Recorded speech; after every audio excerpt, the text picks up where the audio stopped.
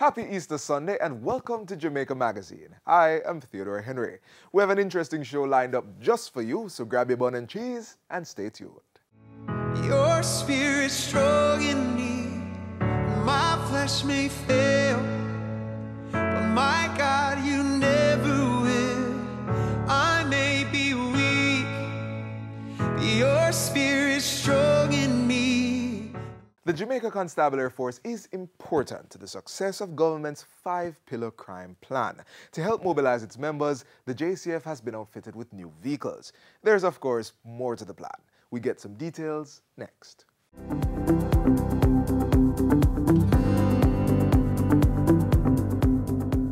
Welcome to Get the Facts, the program that provides you with information on government's policies and initiatives. I'm Anthros Campbell. The government has a 5-pillar strategy for crime prevention and citizen security. Today we are focusing on one of the pillars, crime prevention to social development. And my resource person is Patrice Nephew, Communications and Social Marketing Coordinator with the Citizen Security and Justice Program, the CSJP, and that's in the Ministry of National Security. Welcome, Mrs. Nephew. Thank you, Ms. Campbell. I'm happy to be here. Good. Let us start with the 5 pillars. Tell us about them. The 5 pillars include swift and sure justice, effective policing. We also have rehabilitation and redemption, and crime prevention through social development, along with situational crime prevention. So the rehabilitation and redemption, tell us a little about that. So, you know, there are many persons who might have, especially youngsters, who might have offended, who might have found themselves in conflict with the law. So this pillar seeks to rehabilitate them, get them back into society, and also give them a renewed sense of purpose that I can still contribute to my country in a positive way. So there are a series of activities under that component. There's also a mentorship program which has started now. Currently there are about 50 mentors. So these are, we would say, well-thinking citizens who have volunteered to become mentors to these youngsters. Yes, and swift justice, what's that about? Well, you know, it is often said that peace cannot be achieved without justice. So there is a synergy between the Ministry of National Security and the Ministry of Justice to ensure that cases are closed or are settled quickly. You know, there are certain actions that are put in place to enable that. And also under the Citizen Security and Justice Program, there's a community justice services component where matters of legal aid, mediation, restorative justice are accessible to persons in vulnerable and volatile communities. Right. So today we're focusing on crime prevention through social development. Tell us about that. Yes. So you know that throughout the years, the policy directive of the Ministry of National Security have seen that policing is it is a very good way, but not the only way of dealing with the situation of crime and violence. So there are certain actions that help to create a safer society using a social development approach. What do we mean? So there's like the Citizen Security and Justice Program, yes, which is in 50 communities across 8 parishes island-wide. There's a host of services that are offered under the CSJP. There's also the Goals for Peace initiative, which is a football program which deals with life skills. So what they do, we target at-risk youth. We take them through a football competition, but it's not just the average football competition. They also go through a series of life skills where they learn more about themselves and how they can contribute to society. Also, there is the school intervention called I Am Purpose. Currently, there are schools in Clarendon and St. James that are targeted under this initiative. So this initiative is under the CSJP? It is under the ministry, under the banner of the Ministry of National Security. Yes.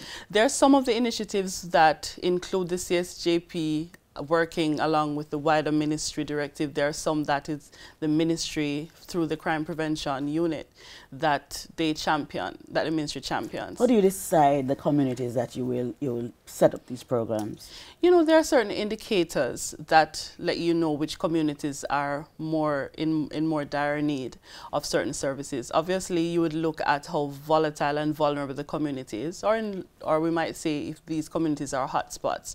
We also look at certain other vulnerabilities, the youth population, what is happening with the youngsters. Is it that you're finding a high incidences of youngsters being incarcerated or getting in conflict with the law for one reason or the other? Also, there might be a lack of certain social services. Maybe the services are there, but the take-up of the services is low within the communities. So that would be an indicator that a special intervention is needed within these communities. Yeah. What are some of these social services, and what have you found why persons are not taking up these services? Well, it's a combination of factors why persons are not taking up these services, but some services, some things that we might even take for granted, like parenting. A lot of the cases that have come forward to the ministry, a lot of persons who have been in conflict with the law, it has been seen that these persons don't have a strong family structure, or it could be that a lot of persons who are now labeled as criminals were actually abused when they were younger. So they've now become products of their earlier years, the unfortunate earlier years. So they're like parenting initiatives. Also, there's some of the services that, for example, the CSJP offers. We have a case management approach. So when a youngster comes in and says that they need to get a job, because obviously we know lack of limited economic prospects, maybe persons might have dropped out of high school. These are some factors that would heighten someone's vulnerability. So there are services that are offered to these youngsters, but you have a conversation with them before they go through a risk assessment and a screening process. You see where they are mentally, where they are socially, psychologically. We also flag them for substance abuse issues. So we have a partnership with the National Council on Drug Abuse to take persons through substance abuse treatment, because many persons cannot take up or qualify for jobs if there are actually substances within their bodies. Mm-hmm. You know, their ability to function is also distorted. So the root causes of crime and violence are looked at, and that's what gives credence to the social development strategy, because you look at what the real issues are and then you treat these issues. And you're suggesting some of the real issues are lack of parenting. Yes. And there might be inadequate or ineffective parenting, coercive parenting, because there are lots of studies now that show that the parenting method, the coercing, you know, that using abusive language or physical abuse. So how do you design the program? What makes up the programs that you have, for example, for parents? Well, for parents, we have, so within the CSJP 50 targeted communities, we have worked with the guidance counselors in some of the schools to identify some of the parents where their children might be showing certain behavioral issues. And it's not an indictment on the parents, because many times it's a lack of knowledge. So you might not know what the effective parenting methods are because maybe you did not experience those parenting methods by your parents. So it's not to say that they are bad parents, so we never use that term. We just know that there are some practices that are ineffective if you want to have a properly nurtured child growing into a fully functional adult. Now, there's also, so what we had done, we had identified, these parents were identified, yes. And we had also trained community parent trainers. So these were like colleagues, these were peers. We don't want the parents to be hearing from quote-unquote strangers. Yes, so there's that trusted voice. Okay. So the community parent trainers were trained first, they got the knowledge, and then they had activities in the homes with these selected parents. Okay, we're going to take a break now, and we come back with more information on this crime prevention through social development. We'll be right back.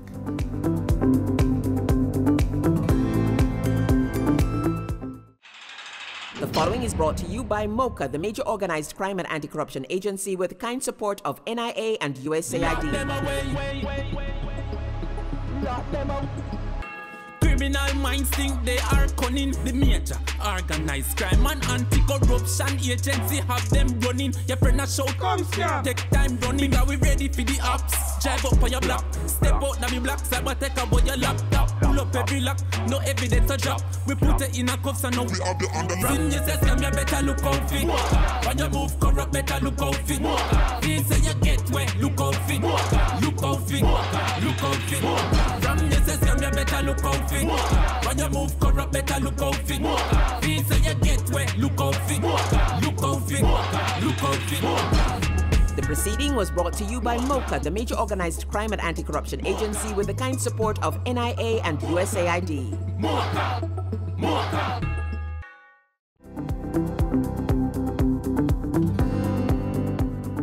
Welcome back. You're watching Get the Facts, and today we're focusing on crime prevention through social development. My resource person is Patrice Nephew, Communications and Social Marketing Coordinator with the Citizen Security and Justice Program in the Ministry of National Security. Okay, so tell us about some of the other initiatives that you're using to prevent crime. So there's also the Violence Interruption Program, which is implemented by the Peace Management Initiative. So with this initiative, there are certain communities that we would probably call hotspots. So whenever there is about to be some form of a flare-up or there's a reprisal that's looming, this NGO actually knows how to interact with the community members, how to regain the trust and just to allow them to just think about things differently. Right. So you have several programs. How are these programs resourced? With whom do you partner to ensure that you carry out these programs successfully?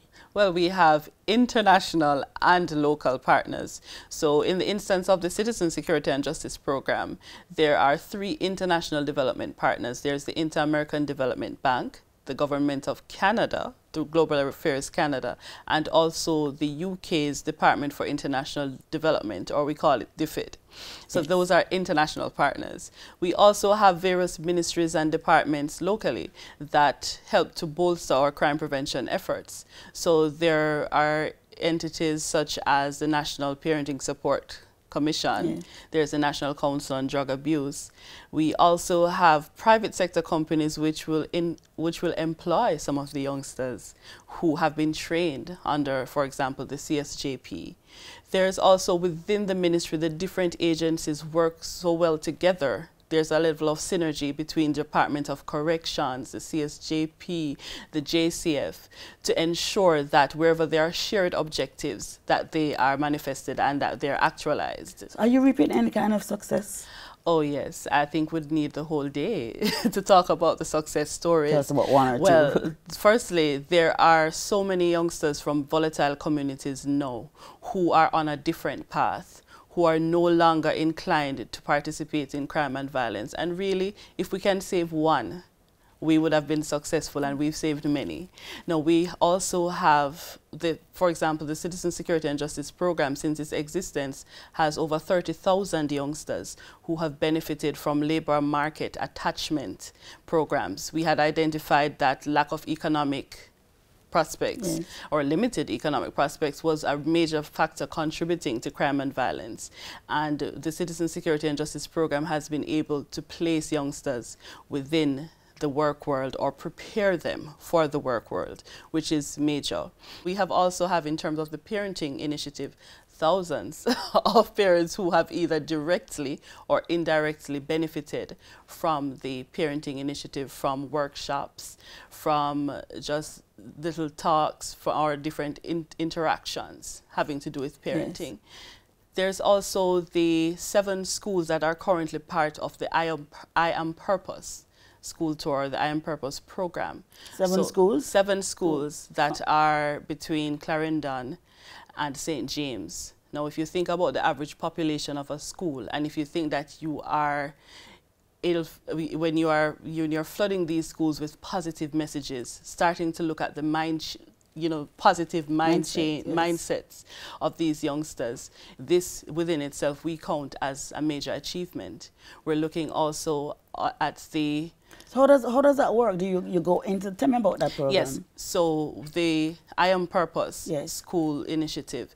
So the ministry goes into these schools. We have personal development talks with these youngsters. That's the Ministry of National Security. National Security, right. There are even positive artists, performing artists, who will come to this school. So they're iconic figures, youngsters will warm to them a little bit more because, they're young, so we have to speak their language, right? Yes, yes. However, the message is clear though, even though we look at it from a lighter side, but we really want these youngsters to feel as if, as the name suggests, I am purpose. I have a purpose within society. I can impact my country in a positive way, right? And I don't need to go down the road of crime and violence. So do you have, can persons call you to get persons registered in the program? Or how do you identify persons? Well, one of the best ways is, because people will have varying needs.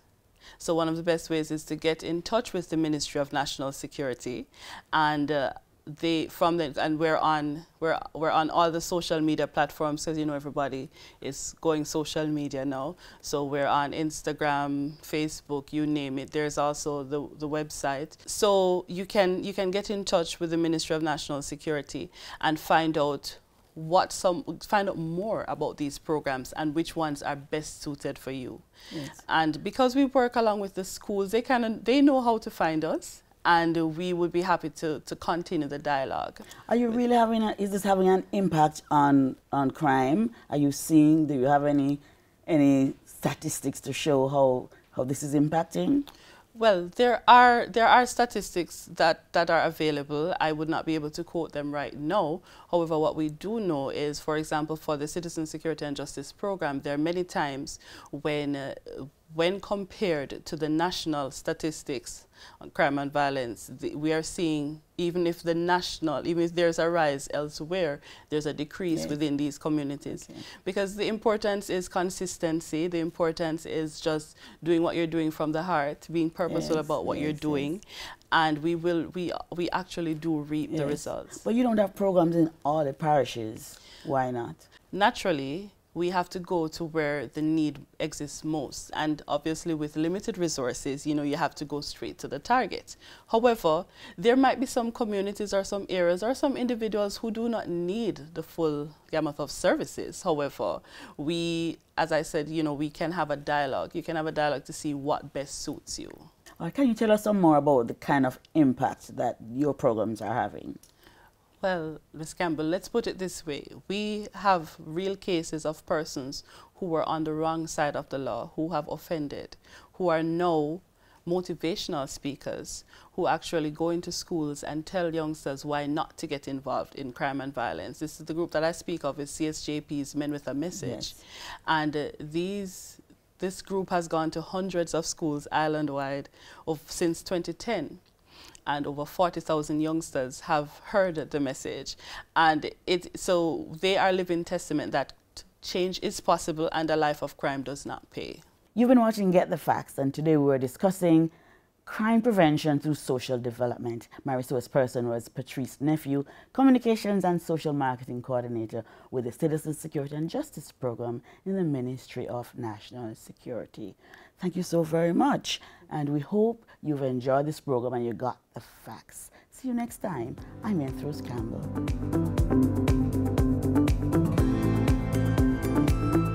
The Disabilities Act will protect the rights of all persons with disabilities. And here's a great teaching moment.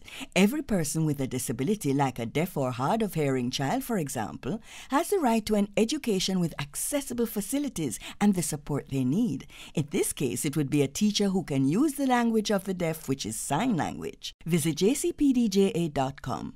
A message from the JCPD, an agency of the Ministry of Labor and Social Security. This Easter weekend has been a blast so far, and with one more day left in the holiday weekend, here's something you and your family can do in the parish of Trelawney.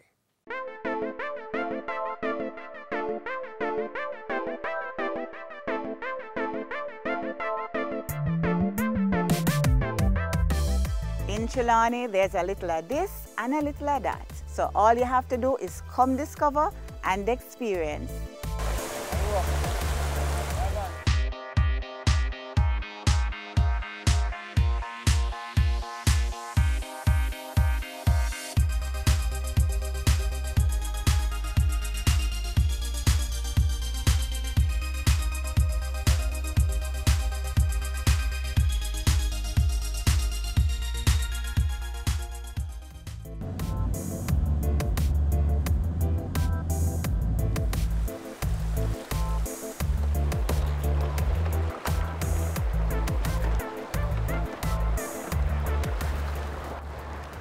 Okay. Rafting on the Matabele River is part of the offerings here in Trelawney. So when next you're in the parish, come on down. Captain JK, take it away. Yeah, man. No lele. We don't play. This is how we stay. Everything gotta be okay. Hey. High five. Blessed. Yeah, man. So how long you have been doing this for? I've been doing this over 2 decades now. Oh, 20 years. So I know this stuff quite well, you know? Okay. But actually we're on the rapids now, you know? Wait, stop. We can't end this moment so soon. No, sir. Hold this frame for a little while till we go check out some other places and come back.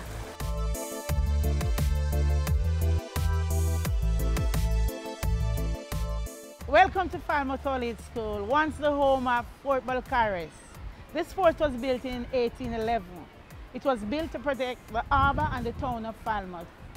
Falmouth in those days was a boom town, boomy, it had a lot of money, and so persons would like to come in and plunder, so this was built. Soldiers were housed in the building at the back, and they were the ones who were manning the fort. And this is where the armory was stored.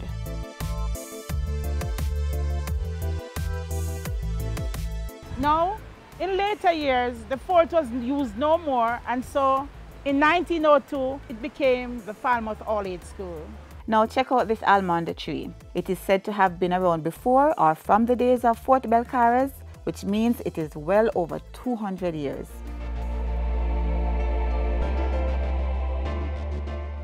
This mill behind me here is a relic of the slave plantation and of the sugar production when sugar was king in the 18th century. It is part of a large estate called Holland Estate. The thing about it is, this property no longer belongs to a slave holder, no longer belongs to a sugar plantation, but is actually the site of William Knibb Memorial High School, named after the famous emancipator, William Knibb.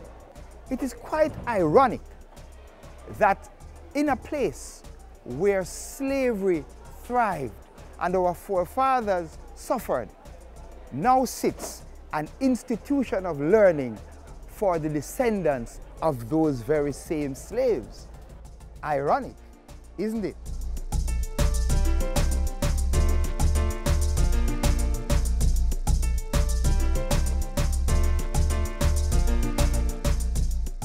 It's all about the nightlife here in Trelawney as well, where you can experience the colorful transformation of the glistening waters luminous lagoon.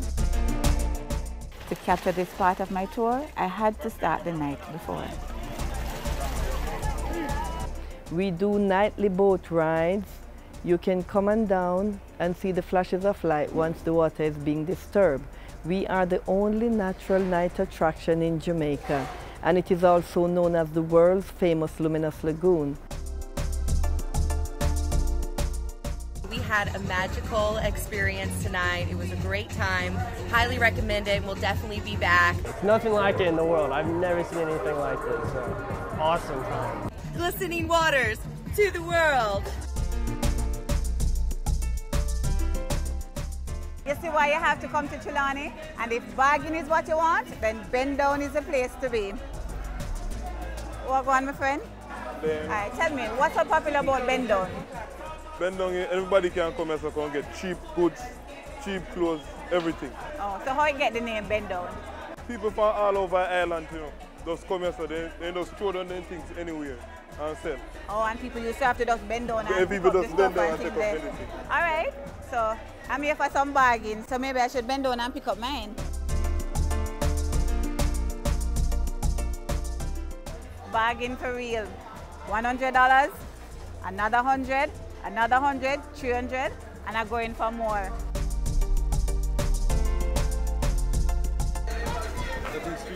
All right, thanks. All right, thanks here. I like my Paris Chillon because the water is so cool, it's been cool and nice. And I like the environment is so clean and the new market is so amazing. That's why I love my Paris Chillon. Big up Chillon. Here's more about this parish.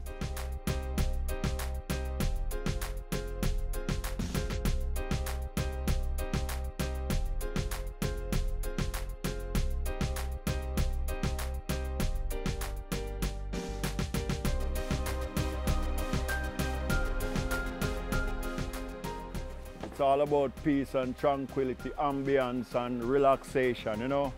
Yeah, man. Bless up. After a long day exploring Trelawney, this is the perfect end. Just relaxing on the Martha Gray River. Until next time, when I catch you around the bend, later.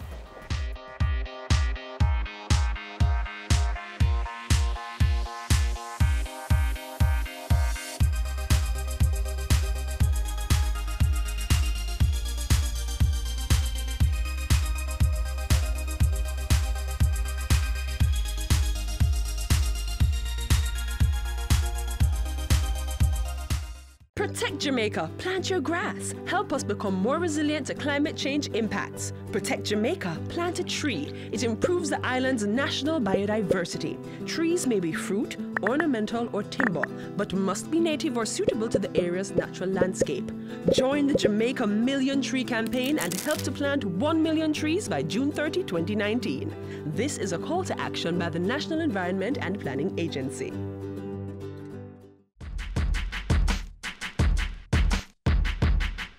I want to say to the farmers that better days are ahead for them. We're going to work with them in every way possible, including, for instance, the irrigation systems. We also have to work with them on the certainty of markets. The certainty of markets. I've identified 4 markets that are underdeveloped, but they are waiting for us to move from poverty to prosperity. Farmers, the Ministry of Agriculture is ready to work with you as you continue to make Jamaica the place of choice to live, work, raise families, and do business.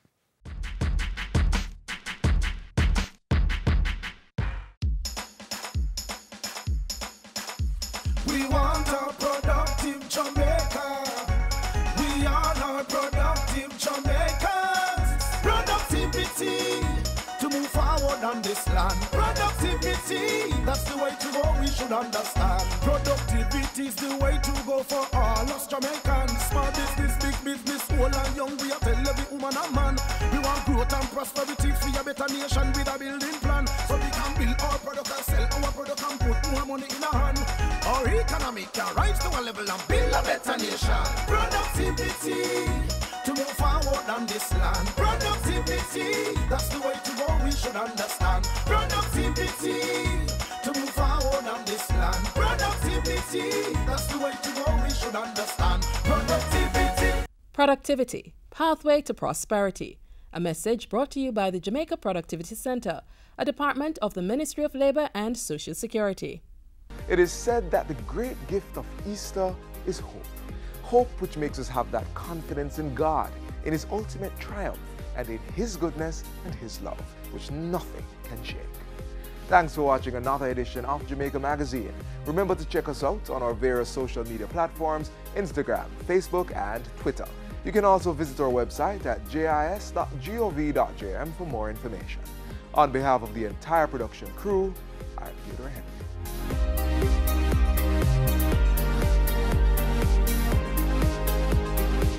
This has been a production of the Jamaica Information Service, the voice of Jamaica.